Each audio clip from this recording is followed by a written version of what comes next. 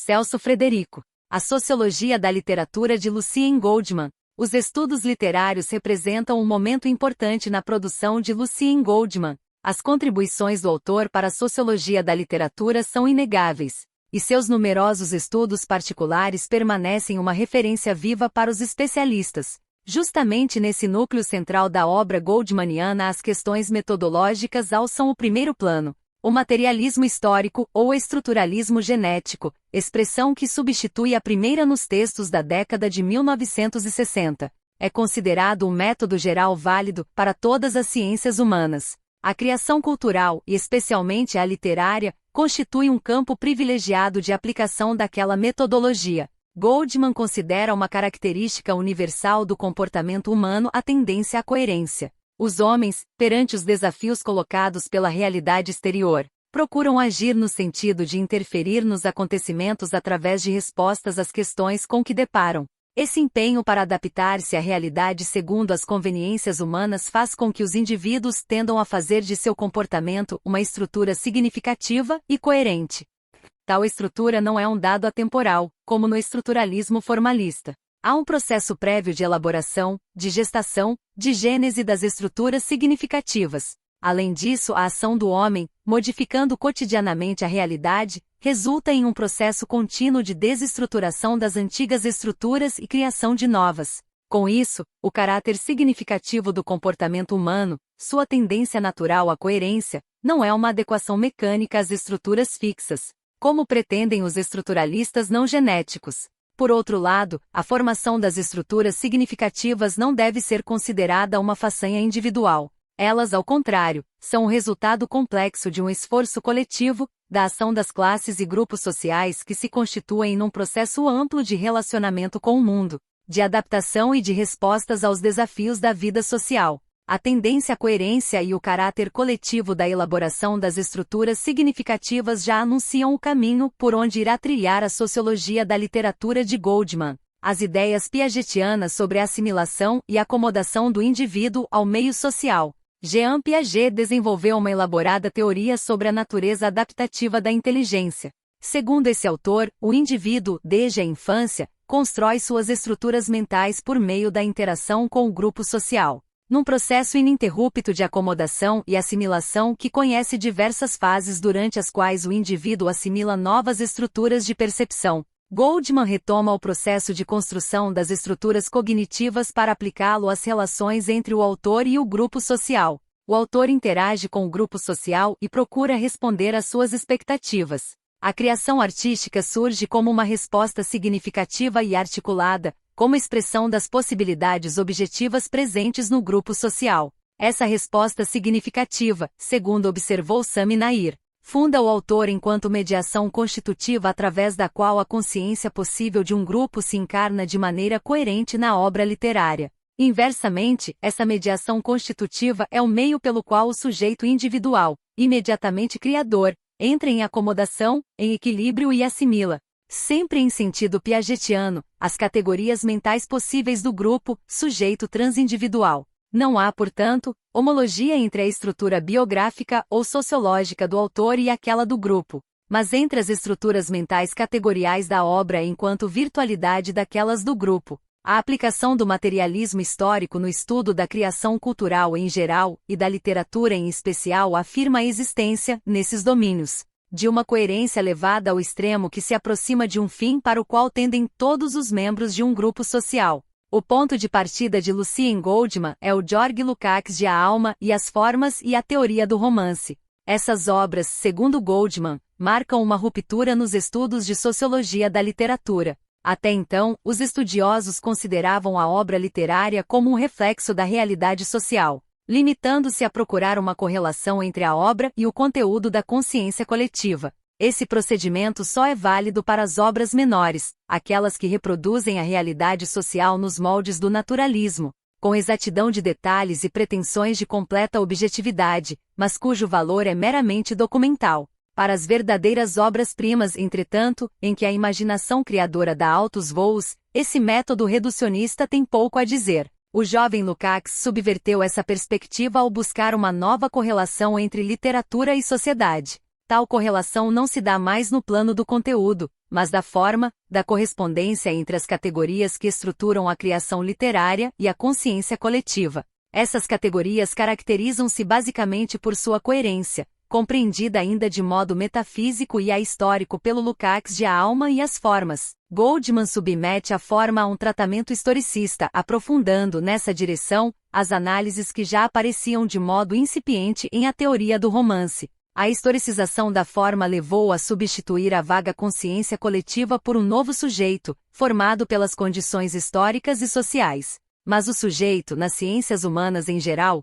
não deve ser concebido em rígida oposição ao objeto, como ocorre nas ciências naturais. O sujeito que observa a sociedade e reflete sobre ela, seja o cientista social ou o artista, faz parte dessa mesma sociedade. A reflexão, portanto, não se faz do exterior, mas do interior da sociedade. Por outro lado, a reflexão é em grande medida organizada pelas categorias da sociedade, e o objeto estudado é um elemento constitutivo, e mesmo um dos mais importantes, da estrutura do pensamento. Quem é esse sujeito socialmente constituído cuja consciência é organizada pelas categorias da sociedade? Antes de ensaiar uma resposta, Goldman procurou contrapor sua sociologia da literatura à psicanálise freudiana. Inicialmente, um elemento comum parece aproximar as duas disciplinas.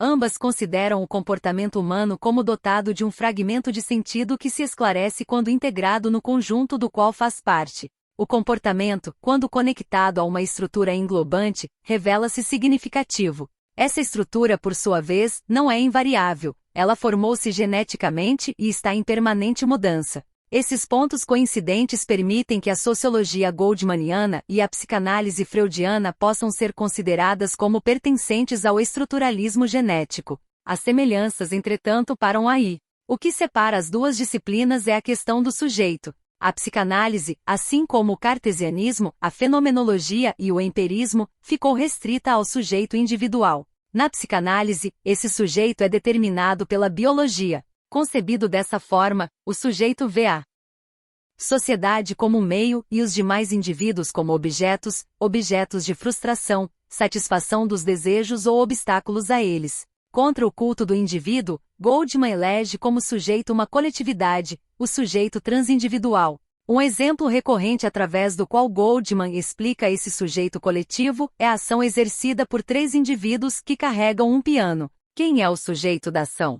Certamente, nenhum deles considerado separadamente, e sim a realidade nova criada pela ação conjugada em que cada um dos participantes é parte integrante do verdadeiro sujeito da ação. Estamos aí perante um conjunto, perante relações intransobjetivas que envolvem os participantes e que os transcendem. A participação consciente do indivíduo, sua imersão na atividade comum, distingue a concepção goldmaniana da consciência coletiva de Emile Durkheim. Uma consciência exterior aos indivíduos e que se volta contra eles para integrá-los coercitivamente nas engrenagens sociais. O exemplo dos 3 homens que carregam o piano é ilustrativo da existência de um sujeito coletivo, e isso vale para todo o pensamento e ação social e cultural. O estudo da literatura não deve, por isso, restringir-se às relações entre o escritor e a obra, pois, se assim fizer, a análise fornecerá apenas uma imagem da unidade interna da obra, mas não uma relação do mesmo tipo entre essa obra e o homem que a criou.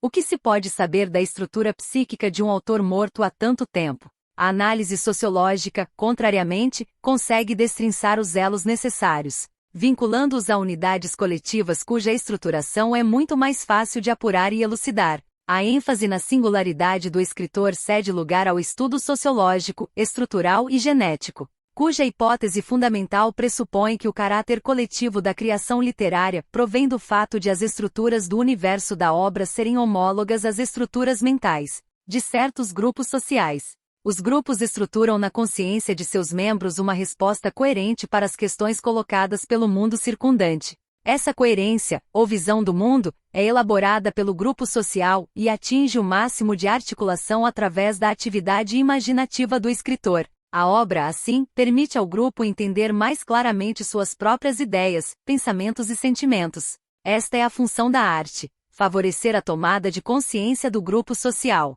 explicitar num grau extremo a estrutura significativa que o próprio grupo elaborou de forma rudimentar para orientar o seu comportamento e a sua consciência. Percebe-se aqui a diferença entre a abordagem psicanalítica da criação artística e a sociologia de Goldman. Na interpretação de Sigmund Freud, a criação artística é sublimação, é o resultado de um processo inconsciente que visa compensar as frustrações libidinais do indivíduo, fazendo aflorar aquilo que a consciência havia recalcado. Para Goldman, contrariamente, a criação cultural é movida pela aspiração a um máximo de coerência, a um máximo de consciência possível. Essa intencionalidade não é a vingança do recalcado contra as censuras impostas pela consciência, mas o trabalho da própria consciência em busca do esclarecimento. A aspiração à coerência projeta um mais além, uma antecipação da consciência em relação à imediatez. A perspectiva de futuro como dado integrante da vida social não existe para a psicanálise, prisioneira da eterna viagem ao passado,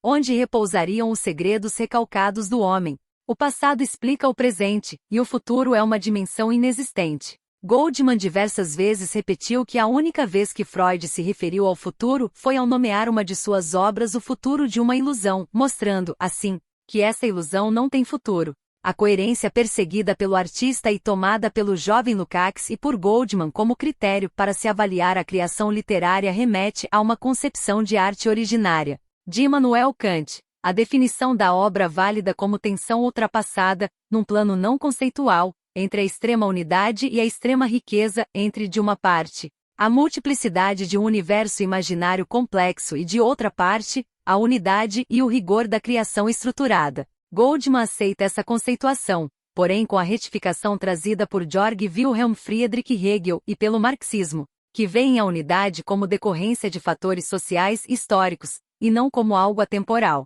O estruturalismo genético abre, assim, o caminho para se estudar a correspondência entre a unidade expressa pela criação cultural e a evolução da estrutura de uma determinada sociedade. A unidade entre as estruturas mentais ou categorias que organizam a consciência empírica dos grupos sociais e o universo imaginário criado pelo artista. Importante ressaltar aqui o papel de mediação atribuído às visões de mundo das classes sociais. São elas que se interpõem entre a vida econômica da sociedade e as criações culturais. O objetivo de uma sociologia da literatura é, portanto, a busca das homologias, o estudo das estruturas significativas presentes nos grupos sociais. O substrato social que confere unidade à obra literária. O projeto de Goldman procura transpor para a literatura dois movimentos: o estudo da compreensão, isto é, da estrutura significativa imanente da obra, e a explicação. A inserção dessa estrutura, enquanto elemento constitutivo e funcional, numa estrutura imediatamente englobante para tornar inteligível a gênese da obra que se estuda.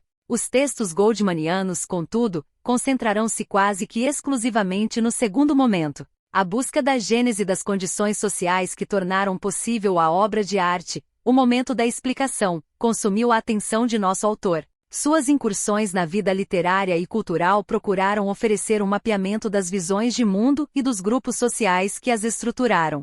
Goldman objetivava realizar uma tipificação sistemática dessas visões, tarefa que requereria a contribuição de muitos pesquisadores. Sua militância no magistério levou-o a incentivar estudos coletivos interdisciplinares nessa direção. Ciências Humanas e Filosofia, o livro mais divulgado de Goldman no Brasil, apresenta um mapeamento detalhado das classes sociais e de suas visões do mundo expressas nas criações filosóficas e literárias do século XVII. Trata-se de um verdadeiro programa de trabalho e de um modelo para novas pesquisas. 5 classes comparecem nesse painel da cultura francesa nos tempos de Luís XIV: os grandes senhores, a nobreza da corte, a magistratura, o terceiro estado enriquecido e o povo miúdo, formado por artesãos e camponeses. Os grandes senhores, o autor refere-se basicamente aos duques, viviam uma situação incômoda. De um lado, assistiam impotentes às transformações sociais que lhes tiravam o poder. De outro, não podiam partilhar dos novos valores do mundo burguês ascendente, mundo de egoísmo e de ambições mesquinhas. Por isso, diz Goldman, a realidade é muito próxima para eles, muito insuficiente e ao mesmo tempo muito potente, para ser apreendida além do dado imediato, do acontecimento e da psicologia. É esse o contexto social das memórias do Duque de Saint-Simon e das máximas do Duque de La Rochefoucauld. A nobreza da corte vivia uma situação especial, uma vida de prazeres e de moral sexual livre, tanto para os homens como para as mulheres. A plena aceitação de uma ordem que os beneficiava traduz-se num epicurismo expresso na filosofia por Pierre Gassendi e no plano literário, por Molière. As peças deste autor revelam com clareza a posição da nobreza da corte e sua visão crítica sobre as demais classes. O avarento satiriza o burguês que faz do dinheiro a única finalidade da vida, o Tartufo volta-se contra o falso moralismo da igreja e a hipocrisia. O misantropo revela a imagem que a corte fazia dos jansenistas e de sua vida solitária. A magistratura, ou nobreza de toga, era constituída por setores de origem plebeia que ascenderam socialmente através do exercício das funções administrativas. O pensamento trágico é a expressão desse segmento sediado na província, em contato com o terceiro estado, de quem recebia influência, mas cujas ideias radicais não podia aceitar integralmente, já que sua fortuna se devia exclusivamente às funções exercidas e à fidelidade à monarquia.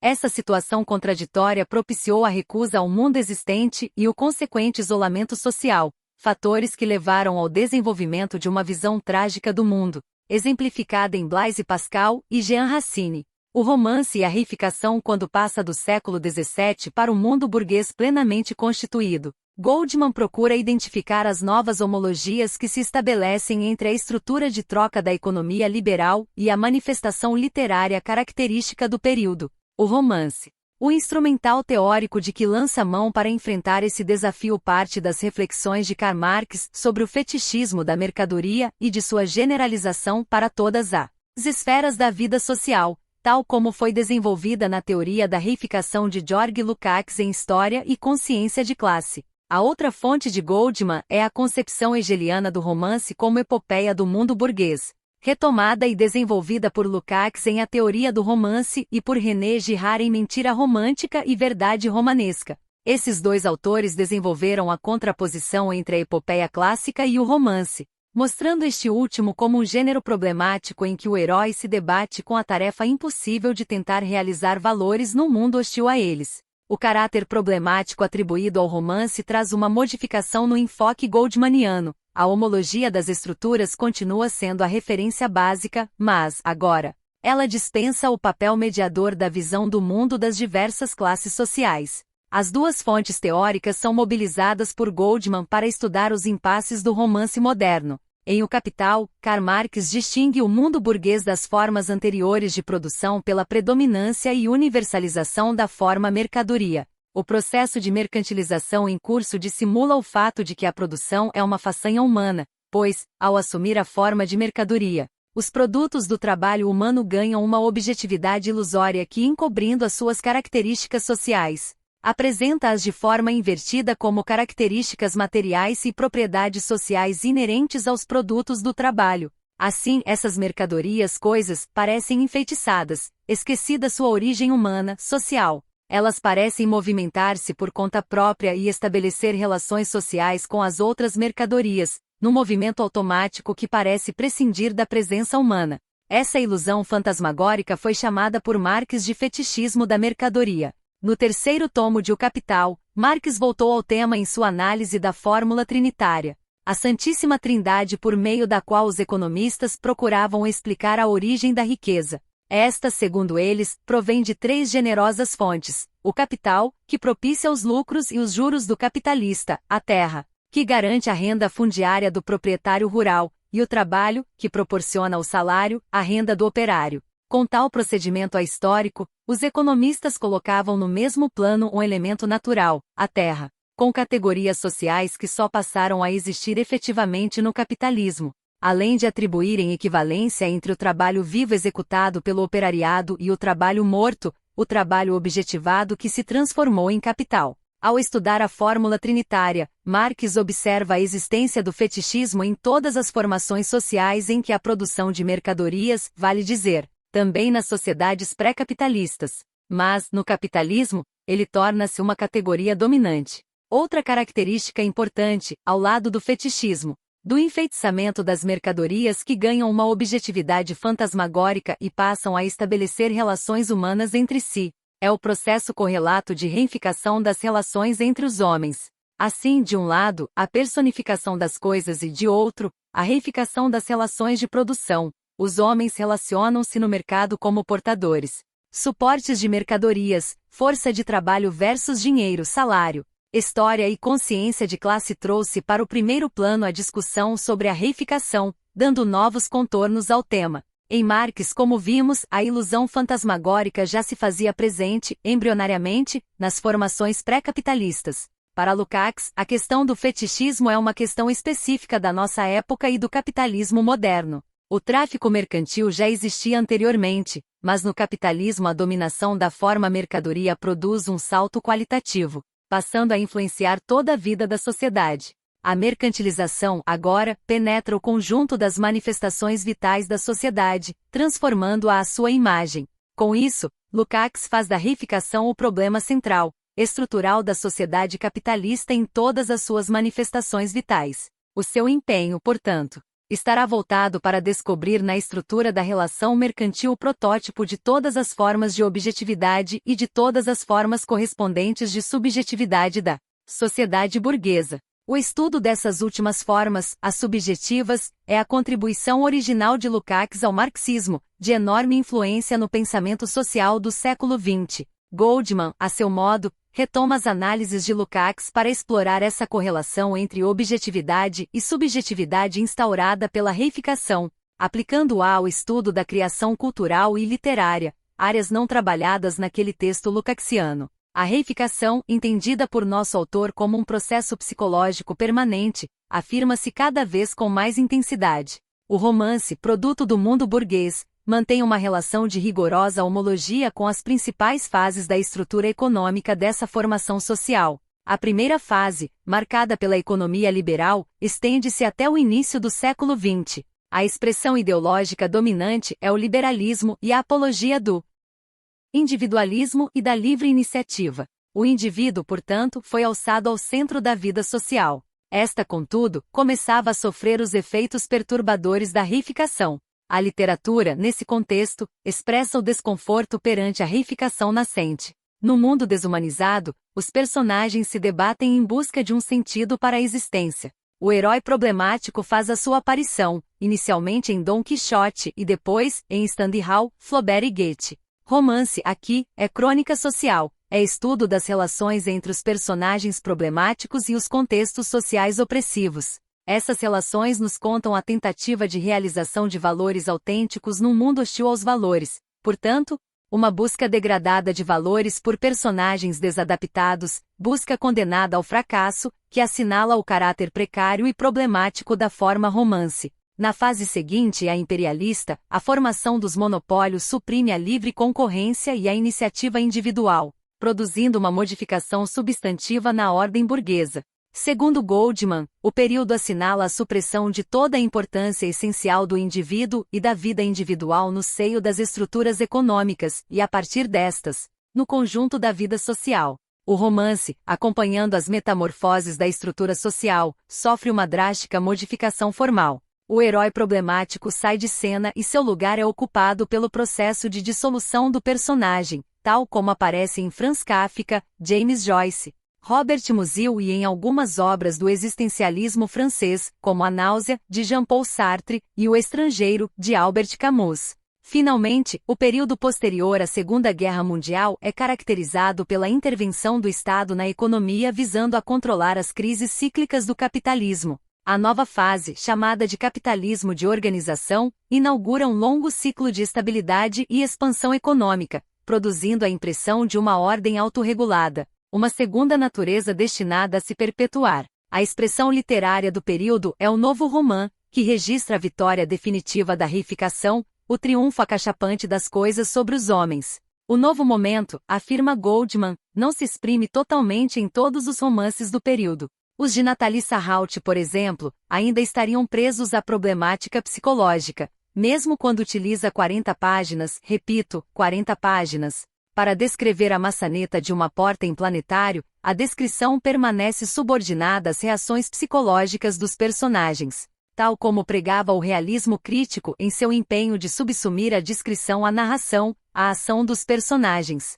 A figura central da nova fase, em que o romance adquire uma forma homóloga às estruturas do mundo totalmente reificado, é Alan Robb Grillet. Os romances e filmes desse autor ressaltam a coisificação de uma sociedade autorregulada na qual os objetos, postos em primeiro plano, ganham total autonomia em relação aos homens, estes reduzidos a espectadores passivos que se limitam a contemplar a realidade. Nesse mundo imóvel, não há lugar nem para a ação nem para a intencionalidade. A descrição detalhista e obsessiva dos objetos reproduz, no plano literário, a fixidez das estruturas sociais e a total desimportância dos homens. Um bom exemplo é La Jalousie, romance que trata de um tema tradicionalmente vinculado às inquietações subjetivas, já que, para sentir ciúme, nem sempre é necessária a existência objetiva de indícios, pistas e referências seguras.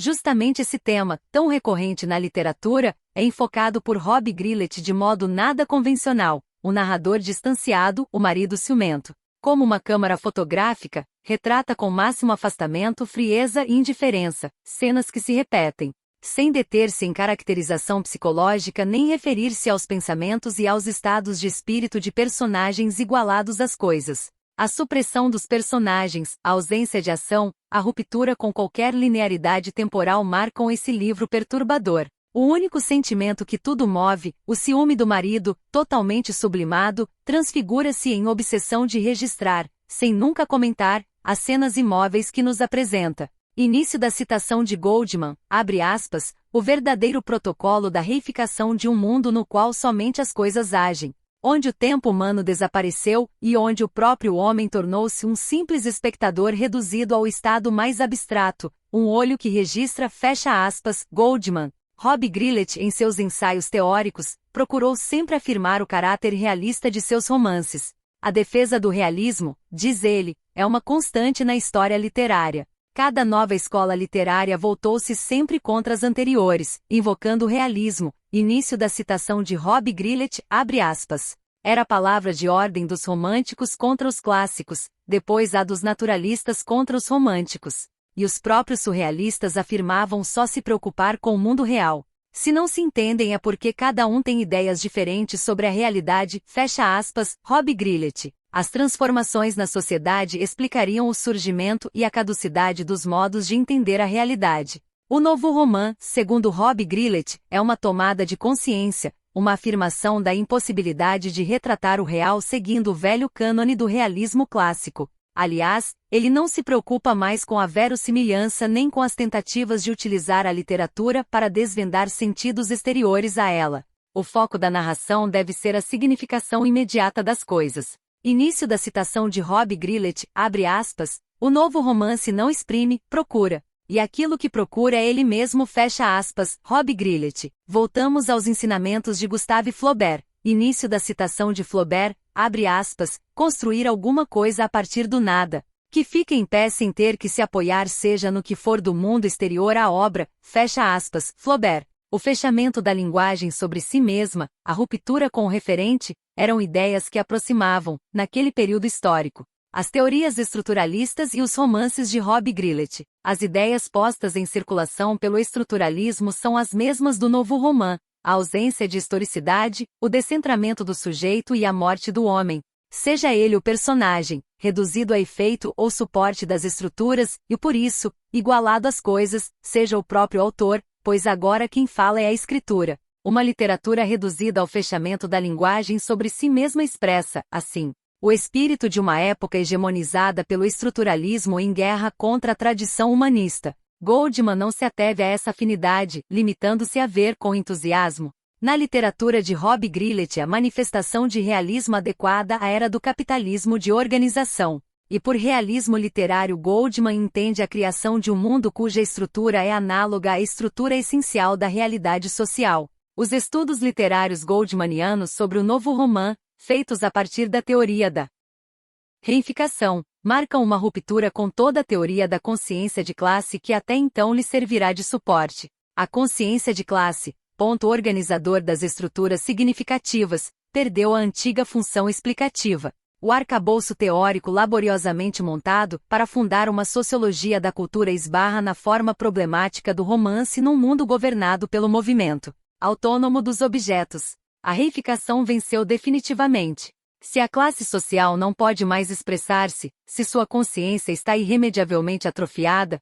quem fala através da literatura? Sujeito, classe, gênero problemáticos. A questão do sujeito da criação cultural, desde o começo, estava marcada por uma indefinição. Apoiando-se em Lukács, Goldman trouxe para o primeiro plano as classes sociais e sua consciência. Lukács, contudo, foi cauteloso ao discorrer sobre a formação das classes. Para ele, só se pode falar na divisão da sociedade em classes com o advento do capitalismo, momento em que a exploração econômica, libertada dos véus da religião e da política, exerce soberana a sua dominação. É essa visibilidade da economia que tornou possível a consciência de classe. Goldman, contrariamente, utiliza a teoria da consciência de classe de Lukács para analisar as manifestações artísticas do século XVII. E como é impossível detectar aí a existência de classes plenamente configuradas, Goldman recorre a expressões imprecisas, como grupos sociais específicos e sujeito transindividual. De qualquer modo, há uma diferença básica a separar a concepção ontológica das classes sociais, presente na obra de Marx, das incursões sociológicas goldmanianas. Estas se restringem à busca de um equivalente sociológico para a produção literária. É como se as classes fossem configurações estáticas e autossuficientes e a criação artística, um reflexo passivo e imediato. Desse modo, pode-se falar em homologia das estruturas, dispensando o papel ativo da consciência do artista e qualquer outra mediação. Início da citação de Frederic Jameson, abre aspas, o que distingue a noção marxista de classe da noção sociológica é que, para a primeira, a classe é precisamente um conceito diferencial, que cada classe é, ao mesmo tempo, um modo de se relacionar com as outras e de recusá-las. Quaisquer que sejam seus pressupostos filosóficos, a visão sociológica é formalmente errada, na medida em que nos permite pensar as classes individuais numa espécie de isolamento mútuo, com a separação quase física dos grupos sociais na cidade ou no campo, ou como culturas de algum modo independentes umas das outras e que se desenvolvem de maneira autônoma, pois a noção da classe ou do grupo social isolado é uma hipóstase exatamente como é a noção do indivíduo solitário na filosofia do século XVIII, fecha aspas, Frederic Jameson, ao afirmar a vitória final da reificação no chamado capitalismo de organização. Goldman afastou-se também das ideias de Marx e Lukács que lhe serviram de ponto de partida para analisar as metamorfoses do romance. Em Marx, a autonomia das coisas não passava de uma ilusão, se bem que uma ilusão necessária a uma ordem social na qual a exploração do homem pelo homem se apoia exclusivamente na coerção econômica, dispensando a presença de outros fatores de legitimação, políticos, religiosos e assim por diante, presentes nas formações sociais anteriores. A economia política clássica foi criticada por ser uma ideologia empenhada em duplicar essa aparência enganosa, tomando-a como um dado natural, ahistórico e, dessa forma, elidindo a existência do trabalho humano como gênese da criação da riqueza. Início da citação de Lukács sobre Marx, abre aspas, a dissolução de todas as objetividades reificadas da vida econômica e social em relações interhumanas. Fecha aspas, Georg Lukács. Constatando a extensão do processo de reificação na sociedade moderna, Goldman ateve-se à ilusão fantasmagórica e tirou de cena as classes sociais e suas manifestações de consciência. No século XVII, quando as classes ainda não estavam configuradas, a teoria lukácsiana servia-lhe de referência. No século XX, ao contrário, quando elas já se constituíram plenamente, Goldman estuda o advento do novo romance sem referir-se a nenhuma classe social. Aqui estamos em pleno mecanicismo. Literatura é reflexo imediato que dispensa a mediação das classes sociais e de suas lutas. O próprio autor, em seu desenraizamento social, transformou-se em mero fotógrafo de uma realidade estranha que não lhe diz respeito.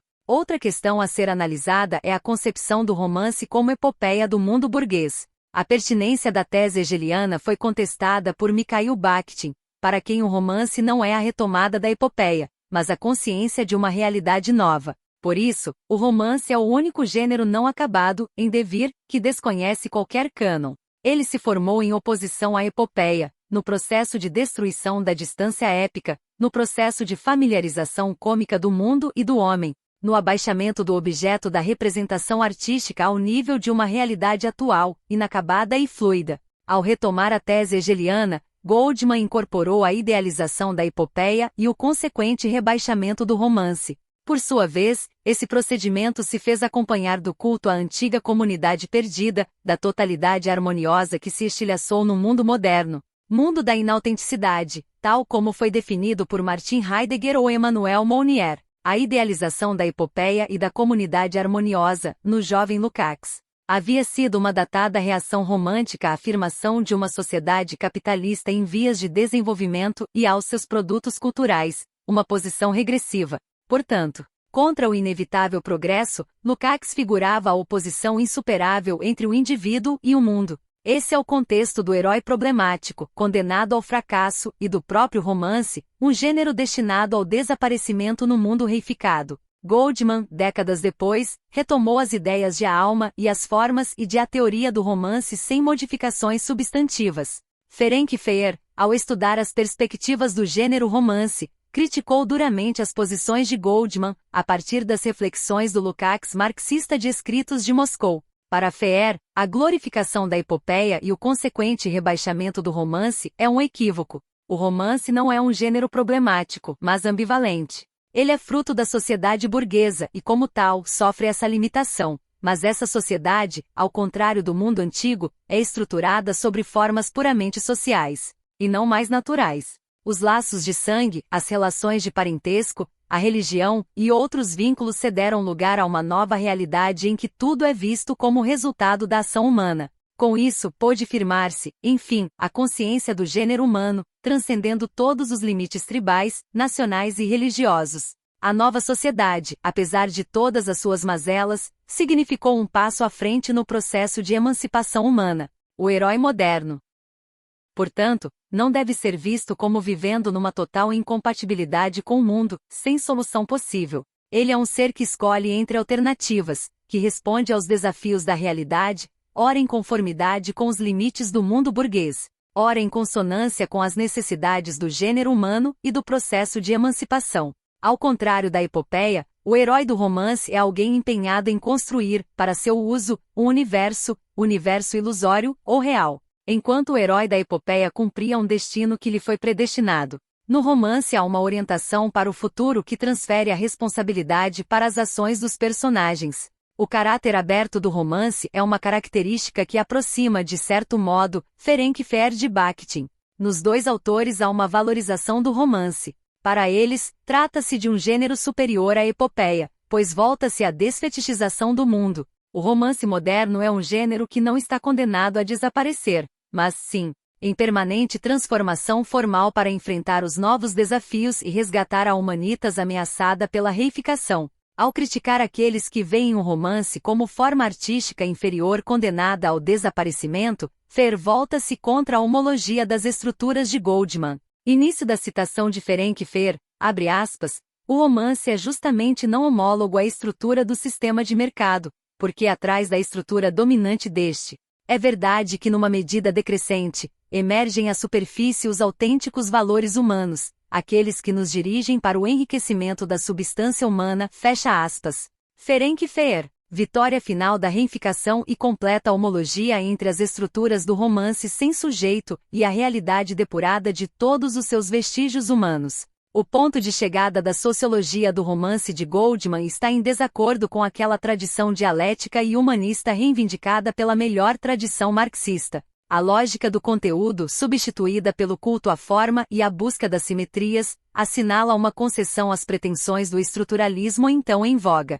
Talvez se possa afirmar que o novo roman é um romance de tese e não um atestado de óbito da praxis humana transferido para a figuração literária. O pessimismo daqueles tempos em que a história surgia estagnada nos textos estruturalistas, embora continuasse se movendo, envolveu o espírito inquieto de Goldman, sempre atento para captar os sinais emanados pela criação cultural. Mas, hoje sabemos, o novo roman foi apenas um capítulo, e não dos mais brilhantes, das inúmeras tentativas experimentais de renovação daquele gênero considerado erroneamente como problemático. As duas epistemologias de Goldman, a guinada teórica de Goldman trouxe uma visível contradição para o interior de sua obra, dividida entre a ênfase na consciência possível, como mediação entre a obra e a estrutura social, e a admissão do triunfo definitivo da reificação, que colocou em crise o papel do indivíduo e das classes sociais na sociedade mercantil e, por extensão, do personagem do romance burguês, o herói problemático. Um dos discípulos de Goldman, Jacques Lanyard, constatou a contradição e a existência de duas epistemologias em sua obra. Após o movimento de maio de 1968, contudo, Goldman voltou a falar em consciência possível, mas manteve sua adesão ao estruturalismo genético. O último de seus livros, publicado em 1971, foi A Criação Cultural na Sociedade Moderna. A saga do herói problemático lukácsiano reaparece, timidamente, no enquadramento histórico proposto. Inicialmente, Goldman retoma a fase do capitalismo concorrencial, aquela em que o herói expressava a afirmação do indivíduo e de seus valores, no momento em que a criação literária exercia papel abertamente crítico ao retratar os embates do personagem com um mundo que rejeita seus valores. Depois, na fase imperialista, a literatura abandonou o tema das possibilidades do personagem para enfocar os seus limites, a morte, quando o autor era filiado ao existencialismo. Finalmente, no capitalismo de organização, efetivou-se o encolhimento da consciência, e a literatura deixou de ser o processo de estruturação de uma consciência coletiva, o ponto de encontro do indivíduo, o escritor, e a vida do grupo social. A consciência agora tende a tornar-se mero reflexo e os valores transindividuais desaparecem, bem como a angústia existencial que perseguia o ser lançado no mundo, cujo horizonte na filosofia heideggeriana seria a morte, a consciência da finitude como horizonte do ser. A homologia entre a obra e a sociedade não passa mais através da consciência de um grupo qualquer. Goldman, apoiando-se nos trabalhos de David Riesman e Jürgen Habermas, constata o desaparecimento da opinião pública, que para o artista, sempre havia sido uma espécie de solo nutriente intermediário entre a sociedade global e a criação cultural. Apesar disso, duas formas de reação cultural ainda sobreviveriam. A primeira delas, através da revolução na forma romanesca, tal como praticada por Rob Grillet. O novo romã, portanto, não é mais interpretado como constatação da reificação triunfante, mas sim como revolta. Mas essa literatura, ao contrário do realismo crítico, encontra-se impossibilitada de elaborar uma história capaz de ser percebida de modo imediato pelo leitor, já que a realidade sob a reificação apresenta-se invertida. Ao configurar a realidade sob o ângulo das coisas, a literatura tornou-se incompreensível para o leitor comum, uma atividade acessível apenas para os críticos. Além disso, o abandono do herói problemático cedeu lugar à representação de um universo estável, equilibrado, mas rigorosamente humano. Bloco 5. A segunda forma de revolta é a do pensamento oposicionista, que traz o conflito social para o centro da figuração literária. Mas aqui as dificuldades são imensas. Início da citação de Goldman, abre aspas, não se pode mais escrever a história de um indivíduo, já que ele não tem realidade essencial, e nem se pode falar das forças de contestação, quando estas não existem ou estão desaparecendo, fecha aspas, Goldman. Tais dificuldades bloqueiam a criação cultural na atualidade. Apenas uma exceção é lembrada, Jean Genet. Tanto ele como Jean-Paul Sartre, contudo, para abordar os temas da revolta, precisaram abandonar a literatura e refugiar-se no teatro. No caso específico de Genet, ocorre outra modificação substancial. O personagem individual cede lugar aos personagens coletivos. Por isso, Genet é figura solitária ao reafirmar a dimensão do possível e a ultrapassagem da ordem. Seus primeiros textos, observa Goldman, foram escritos na perspectiva de um sujeito coletivo bem preciso, os outsiders, os pequenos ladrões, as prostitutas e todo o mundo marginal em relação à sociedade. Eles exprimem a visão, a perspectiva desse grupo social. Todavia, esse grupo não elabora valores próprios. O recurso à visão de mundo e à concepção da literatura como estruturação das categorias mentais do grupo faz, assim, sua reaparição no interior da sociedade administrada. Mas são em número muito restrito os exemplos citados por Goldman. No caso de André Malraux, em A Condição Humana, trata-se de um grupo socialmente heterogêneo que só se constituiu em comunidade através do engajamento no processo revolucionário, uma aposta. Para usarmos uma expressão cara Goldman, em Genet, como vimos, trata-se também de um grupo heterogêneo, porém incapaz de afirmar valores, e que não propende para uma visão global do homem. O objetivo da boa literatura, segundo pensava Goldman, seja como for, a relação entre obra artística e classe social permanece numa esfera indefinida e vaga, criando dificuldades para a construção de uma sociologia da literatura.